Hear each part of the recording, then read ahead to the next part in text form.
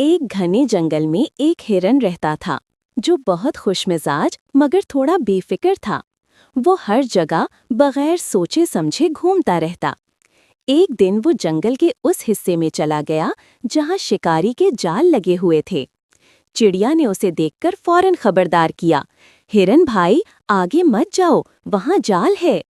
मगर हिरन ने हंसते हुए कहा, अरे मैं तो तेज हूँ, मुझे कोई नहीं पकड़ सकता। इतने में उसका पांव जाल में फंस गया। हिरन घबरा गया, मगर चिड़िया फौरन अपने दोस्तों गिलहरी और खरगोश को ले आई। तीनों ने मिलकर जाल को काटा और हिरन को आजाद कर दिया। हिरन ने शर्मिंदगी से कहा, मैंने तुम्हारी बात ना मानकर गलती की। चिड़िया ने मुस्कुराते हुए कहा, दोस्त वही होता है जो सच बताए और समझदारी वही है कि नसीहत को मान लिया जाए। सबक: दोस्तों की अच्छी नसीहत को हमेशा सुनना चाहिए, क्योंकि कभी-कभी एक लम्हे की बेएहतियाती बड़ी मुश्किल में डाल सकती है।